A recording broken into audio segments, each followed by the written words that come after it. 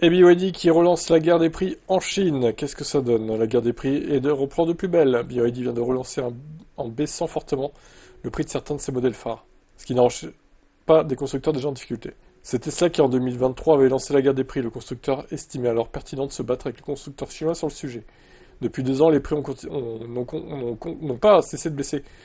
En particulier sur les VE, leur prix moyen a diminué d'environ 10% début 24. Non pas parce que les clients ont choisi d'acheter des voitures plus petites, au contraire, puisque le marché continue à favoriser plus que jamais les segments D et E. Alors la Sigul, qui est déjà son offre la moins chère, et l'une de ses meilleures ventes, voit son prix chuter de 20%.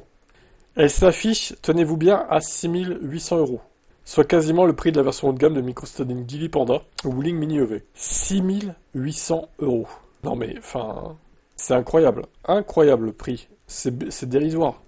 D'autres modèles ont vu leur prix chuter de plus de 30% en haut de gamme. Une version d'accès de la Han LPHEV doit bientôt arriver sous les 200 000 RMB, ce qui fait 24 000 à peu près, si je fais le calcul par rapport à ce qu'ils disent là, en 55 000, x 4 quoi, un peu moins. Ce mouvement surprise intervient quelques semaines seulement après le choix de BYD d'équiper en standard tous les modèles d'un système de conduite assisté de dernière génération.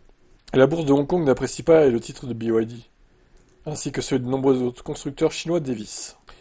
Le numéro 1 chinois profite de la situation financière favorable, mais cette nouvelle baisse de prix est une mauvaise nouvelle pour les petits constructeurs.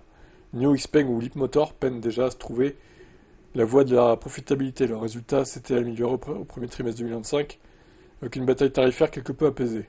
Cette offensive de BYD aura aussi des conséquences sur l'export, en particulier sur le marché européen. Ne gagnant pas d'argent sur le marché national, les constructeurs se voient encouragés à accentuer leur pression à l'export pour, disons-le, se faire du pognon sur notre dos, voilà. Ils se font quasiment pas de marge en Chine.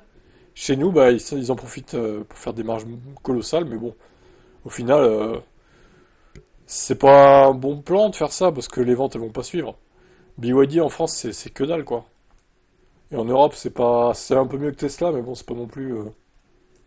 Bref, encore un argumentaire de plus pour dire que ils se foutent bien de notre gueule, les constructeurs chinois, en Europe, alors que là-bas, ils bradent leur voiture, littéralement. La Seagull, elle est à combien ici?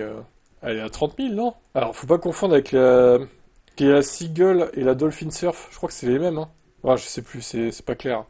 Bon, on va dire qu'elle est à 25 000 en Europe, mais quand bien même, enfin, c'est x4 en fait. C'est quasiment x4, les gars, la différence de prix. C'est délirant, quoi. Bref.